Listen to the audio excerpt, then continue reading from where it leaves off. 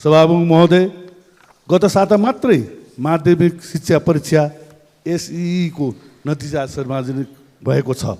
राष्ट्रिय परीक्षा बोर्डका अनुसार परीक्षामा सहभागी झन्डै 4,65,000 विद्यार्थी मध्ये करिब 48% मात्र उत्तीर्ण भएका छन्, अर्थात् आधाभन्दा बढी विद्यार्थी उत्तीर्ण हुन सकेनन्। यो भनेको शैक्षिक सङ्कटकालको अवस्था हो। यो राष्ट्रिय चासो र चिन्ताको विषय हो। अहिले पनि देशको झन्डै 80% बालबालिका सामुदायिक विद्यालयहरूमा पढ्छन्। सामुदायिक विद्यालयको पठन पाठनमा सुधार नआउँदासम्म समग्र शिक्षाको गुणस्तरमा सुधार आउन सक्दैन।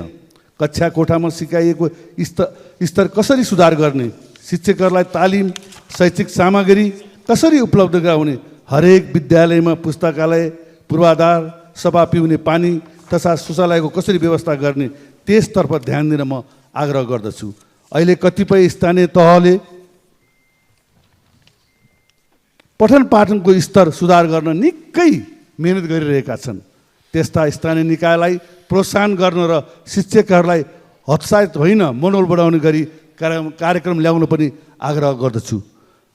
सम्मानित सभामुख महोदय, आज यस सम्मानित सदन समक्ष एकपटक फेरि मैले प्रतिनिधित्व गर्ने दाङ जिल्लाको ऐतिहासिक टरीगाउँ विमानस्थलको धावन मार्ग विस्तार गर्नका लागि आवश्यक बजेट छुट्याउन नेपाल सरकारको ध्यान आकर्षण गर्न चाहन्छु।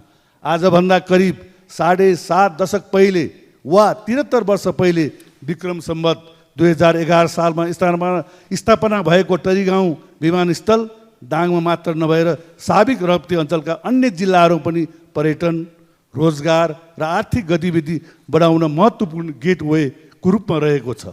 हालसम्म यो विमानस्थलमा राज्यका धेरै लगानी भइसकेको छ। टर्मिनल भवन निर्माण भइसकेको छ। स्तरीय सञ्चार उपकरणहरू जडान भइसकेका छन्। इन्जिन रिफिल गर्नका लागि हवाई इन्धन डिपो निर्माण भइसकेको छ। सभामुख महोदय, दक्षिण एसियाकै सबैभन्दा ठुलो उपत्यका दाङ उपत्यका हो। करिब 7 लाख जनसङ्ख्या रहेको दाङको क्षेत्रफल 29,055 वर्ग किमी छ, जबकि सङ्घीय राजधानी समेत रहेको काठमाडौँ उपत्यकाको क्षेत्रफल भक्तपुर र ललितपुर समेत जोड्दा 93,933 वर्ग किलोमिटर हुन आउँछ। उसो त एसियाकै ठुलो उपत्यकामा हवाई सेवाको पर्याप्त माग हुँदाहुँदै पनि हाल 18 सिटे ट्विन जहाज चलिरहेको छ। भाडा तुलनात्मक रूपमा अति महँगो छ, त्यही पनि नियमित उडान छैन। नागरिकहरू भरपर्दो हवाई सेवाबाट वञ्चित हुनु परेको छ। हवाई सेवाको अभावमा दाङ जिल्ला र छिमेकी जिल्लाहरूमा स्वास्थ्य उपचार हुन नसकेका र आकस्मिक रूपमा उपचार गर्नुपर्ने कैयौँ रिफर बिरामीहरू बाटैमा अकालमा मरिरहेका छन्।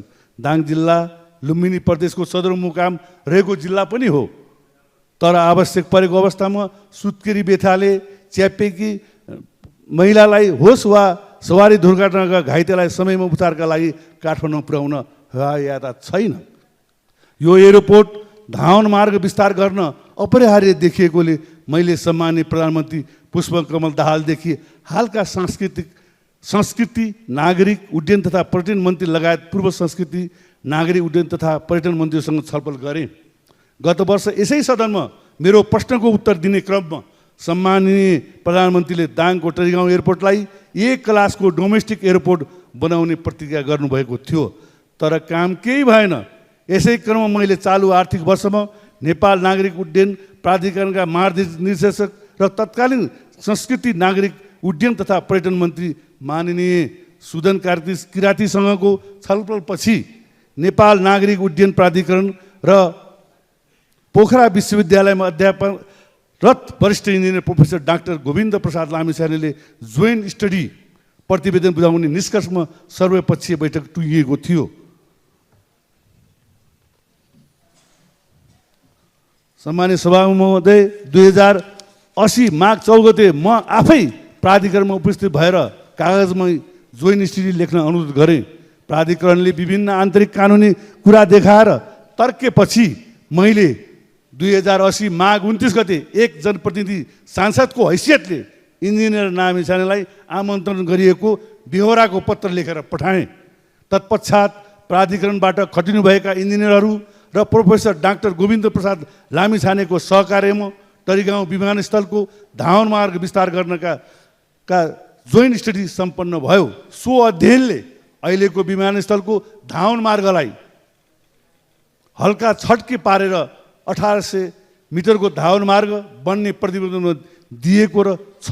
सो धावन मार्ग विस्तार गर्न 17 बिघा जग्गा अधिग्रहण मुआवजा र भ्याट सहित कुल बजेट रु 3 अरब 42 करोड लाग्ने अनुमान अध्ययनले देखाएको छ।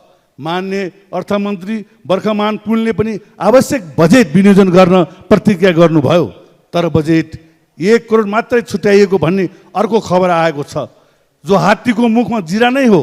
म यो सम्मानित सदन मार्फत मान्य अर्थमन्त्रीलाई सोध्न चाहन्छु, वैधानिक तौरले नै बजेट व्यवस्थापनका लागि माग हुँदा पनि किन तरिगाउँ एयरपोर्टमा बजेट विनियोजन गर्नु भएन? राप्तीको केन्द्रबिन्दु दाङ एयरपोर्टमा बजेट हाल्न किन यति धेरै सकस भइरहेको छ? सभामुख महोदय, यो विमानस्थलको स्तर हुनुपर्छ भन्ने विषयमा के काङ्ग्रेस, के एमाले, के राप्रपा, के माओवादी, दाङका सबै राजनैतिक दलहरूबीच 100% सहमति छ। प्राविधिक रूपले बहुवर्षीय टेन्डर प्रणालीबाट धावन मार्ग विस्तार गर्नुपर्ने सुझाव दिनुभएको छ, तर यो विमानस्थल विस्तारको नाउँमा वार्षिक बजेटमा 1-2 करोड बजेट छुट्याउनु जनतालाई छलकपट गर्नु, अल्मल्याउनु मात्रै हो। 1-2 करोड रुपियाँले एउटा कलभट समेत नबन्ने अवस्था छ। 1-2 करोड रुपियाँ एयरपोर्ट बन्ने रोने बन्ने विस्तार हुन्छ भन्नु दन्ते कथा हो। सभामुख महोदय, तरिगाउँ विमानस्थलको स्तर वृद्धि गर्न जनस्तरबाट अभूतपूर्व पहल गरेको म स्मरण गर्न चाहन्छु। स्थानीय निकाय जनप्रतिनिधिविहीन भएको अवस्थामा तुलसीपुर उद्योग वाणिज्य सङ्घले बन्द भइसकेको उडानलाई जसो तसो चल्ने बनायो। त्यसपछि तुलसीपुर उपमहानगरपालिकाले पनि यसरी नै अभियान थाल्यो। हाल नेपाल वायुसेना निगमको जहाज जसो तसो उडान गरिरहेको छ, तर त्यो जहाज ग्राउन्डेड भयो भने यो सेवा पनि सुचारू हुन कुनै ग्यारेन्टी छैन। सभामुख महोदय, तरिगाउँ विमानस्थल नेपालगञ्ज वा भैरवा विमानस्थलको विकल्प होइन। आजको जमानामा तरिगाउँ विमानस्थल विस्तारै हुँदैमा अन्य जिल्ला डराउनु पर्दैन। आफ्नो क्षेत्रको विकासमा हामी सबै जुटौँ, एक अर्कालाई निषेध नगरौँ भनेर भन्न म अपिल गर्न चाहन्छु। तरिगाउँ विमानस्थलको धावन मार्ग विस्तार गर्न नेपाल सरकारलाई विज्ञहरूले गर्नुभएको जोइन्ट स्टडी बमोजिम आवश्यक बजेट व्यवस्थापन गर्न म सभामुख मार्फत नेपाल सरकारको ध्यान आकर्षण गर्न चाहन्छु र साथै केही कुराहरू सभामुख मार्फत म सदनलाई जानकारी गराउन चाहन्छु। वास्तवमा तरिगाउँ विमानस्थल नेपालकै एउटा पुरानो विमानस्थल हो, जहाँ हामी नै जब बालक थियौँ, मैले काठमाडौँ पढ्ने बेला त्यो बेला दाङमा 5वटा देवकोटाहरू फ्लु गर्थ्यो अथवा उड्थ्यो। जति बेला नेपाली वायु सेवाको फोकर प्लेन उड्थ्यो त्यति बेला देवकोटा चढ्थ्यो। आज मैले यो सांसद अगाडिदेखि सांसद भएदेखि बारम्बार पटक मैले यो सदनमा दाङको तरिगाउँ एयरपोर्टको बारेमा धेरै कुराहरू गरिरहेको छु। हामी सिरियस र गम्भीर किन छैनौँ? मैले त्यो एयरपोर्टको बारेमा किन भने प्रधानमन्त्रीले जवाब दिनुभयो, जवाब नाटकीय भयो।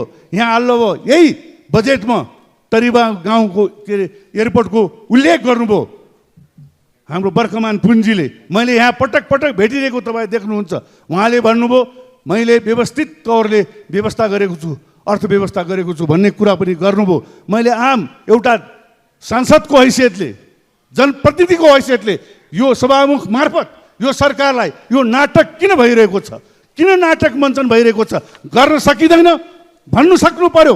हामी गर्दैनौँ, अन्यथा यो भन्दा मैले यो कुरो उठाएँ। त्यसरी नै म सभामुख मार्फत 4 लेन बाटो, जुन बाटो दाङको एउटा मेरुदण्ड हो, जो तुलसीपुर घोराई लमी त्यो 4 लेन बाटो यही जवाब दिने क्रममा तत्कालीन निर्माण भौतिक पूर्वाधार मन्त्री प्रकाश ज्वालाले जेठको महिनामा यसको चाहिँ नि टेन्डर हुन्छ भन्ने जवाब दिनुभयो। यो बजेटमा केही उल्लेख भएन। अहिले केवल एनजिम ब्याङ्कको स्वीकृति पत्र आएको छैन भन्ने उल्लेख भइरहेको छ। म सभामुख मार्फत सरकारलाई के भन्न चाहन्छु भने एउटा मेरुदण्डको रूपमा हामीले टालटुल अवस्थामा अहिले तुलसीपुर घोराई लमी त्यो 4 लाइन बाटो बनाएको अवस्था हो। सभामुख महोदय, यसरी जनप्रतिनिधिलाई छल्ने ठग्ने यहाँ त केही हुनै पाउँदैन। अहिले जसरी मैले कुरा गरिरहेको छु, अर्थमन्त्रीलाई भने बजेट कति उल्लेख गर्नु, म बुझेर भन्छु भन्नुभयो। उहाँ छापामा आउँछ दाङमा प्रचण्डजीको फोटोसहित अर्को फोटोसहित मैले गरेर मेरो प्रभावमा यति करोड आइसक्यो भन्ने समय सकियो, चर्चा पर्चा गरिन्छ। सभामुख महोदय, यस्ता कुरालाई गम्भीर रूपमा सरकार सजग होस्, सरकारलाई भनियोस् र सरकारलाई आग्रह गर्दै म मेरो भनाइ यहीँ बन्द गर्छु। धन्यवाद। जय नेपाल।